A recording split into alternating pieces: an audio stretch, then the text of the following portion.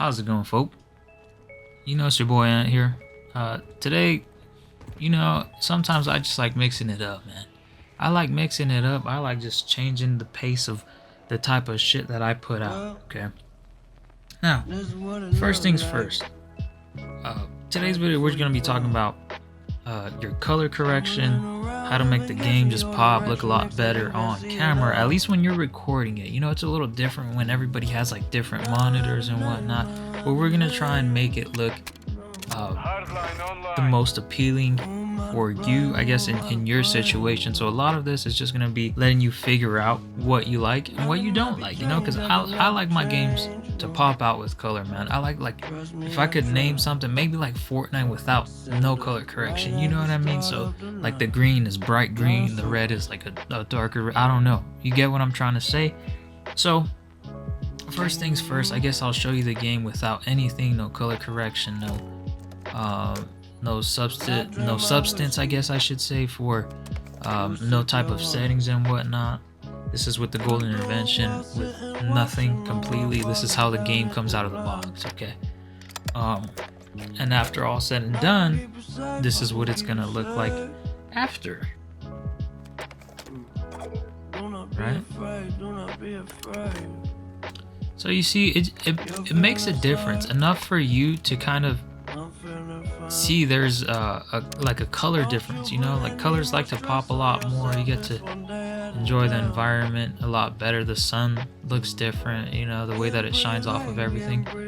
So I'll just go ahead and go through some of the settings here, and that way, you know, we'll take it there. I feel as if there's 3 different methods, you know, the one where you don't have nothing besides the game settings, and then if you have a computer, and then we're talking like editing, straight up like color correction settings and whatnot. So I'll start with the easiest first, why not, you know? First things first, man. Let's go ahead and check our settings. In our settings, I'll show you what I have for the graphics part of it, because right now I'm actually playing on the PS5, you know? So there's not a lot of play that you could do on the PS5 in terms of all that customizability that you could add to it. I do have my world motion blur, weapon motion blur, film grain. I like my grain, man. A lot of people tell you to turn it off. I like it, I personally do. Fidelity, you need to have this turned on. I'm telling you right now, you need to have this on. This is a must, especially if you're playing on PS5. Not sure if it's on PS4, the Xbox One, but that's a must. Now, after that, what I like to do is I like to come on here and I like to just type in color. Oops.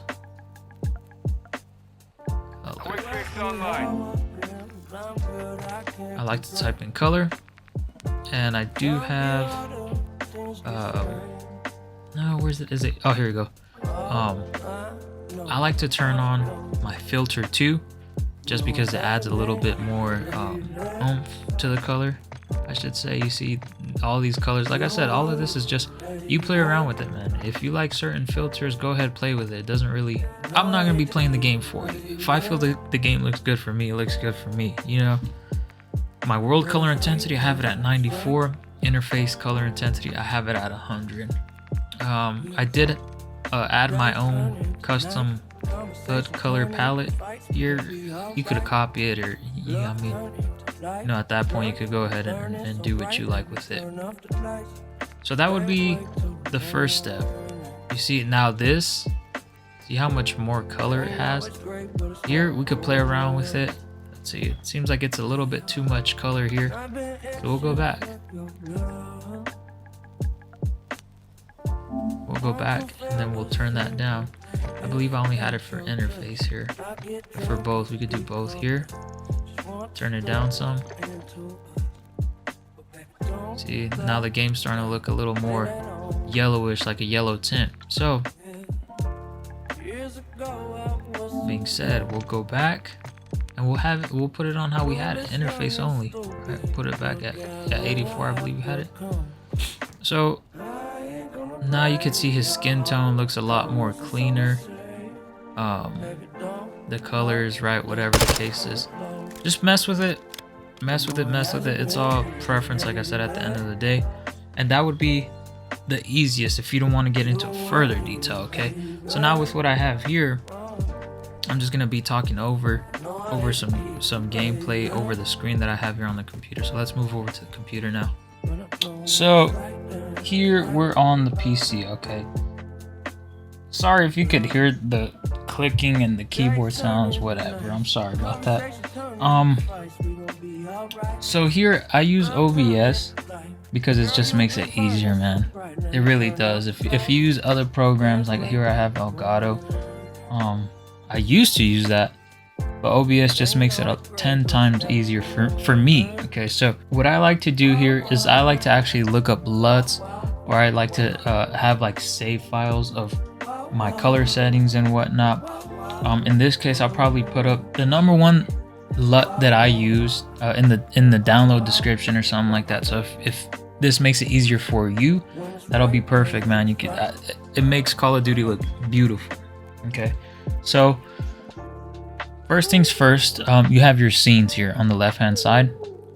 I already have mine set up for the game, so go ahead and click on whatever capture device that you use. In this case, for me, I also have an Elgato connected to the computer. So you're just going to want to click on it, and then you're going to click on filters.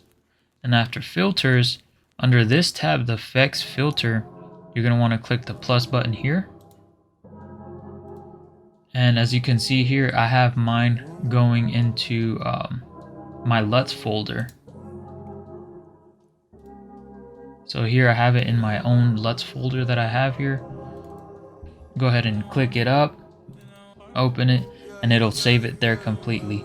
I have mine at 0.8. You could turn it up and you can kind of see how much difference it like changes the game for you, whatever you like.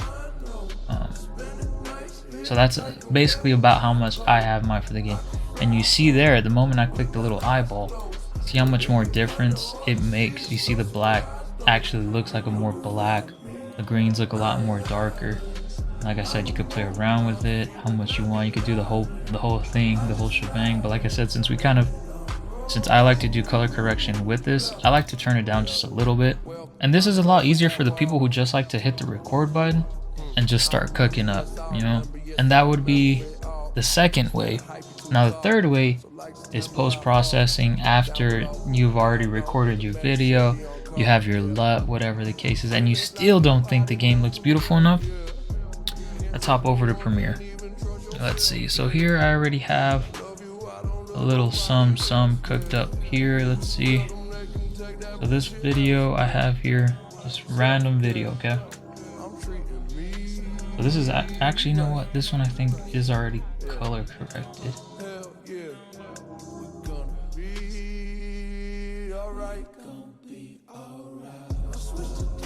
Yeah, so this one's already color corrected. So let's see if we could find one that's just really dull here.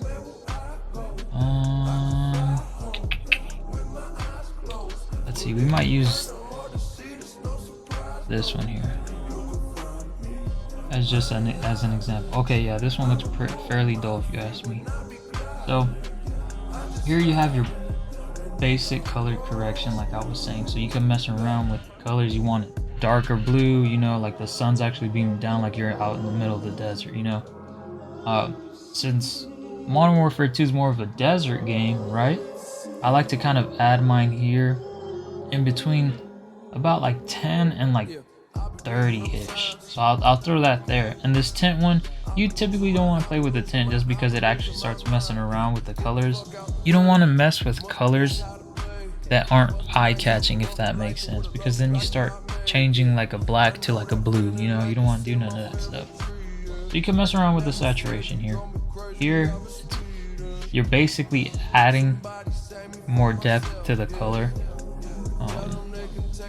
You could turn it up, you could turn it down. Like I said, it's all preference at the end of the day. I like to have mine about 115-ish. You can get it there. 116 is good, man. Exposure, it just adds how much light goes through from the recording. I'd turn it down just a tad bit, about like here is perfect for me.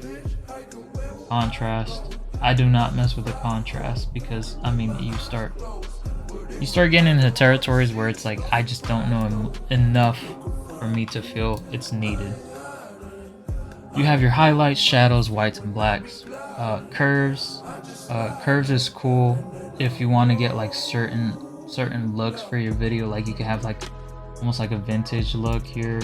We grab this one down. You get what I'm saying? But all of this is a lot more advanced color corrections, as you can see here. You know, the majority of people are probably not gonna touch none of this, man. It's just, you know, this is something that very few people are actually gonna touch and actually know what they're doing. But yeah, man, that honestly, I think that does it for me here in terms of what I like to do for color correction. You could add some black borders around it, white borders, whatever you like. I don't touch that stuff. I just don't. Basic correction, this is where I'm gonna be at. Your saturation, your tint, and your temperature. You could do a little bit of white balancing here and there. All in what you see fit for your videos and how you want to actually make your videos look. So yeah, man, that about wraps it up for me. I hope I explained everything well enough, and if I didn't, just let me know, man. I'll get into more details. Yeah, I hope everybody has a great day. Catch you guys on the next one. See ya.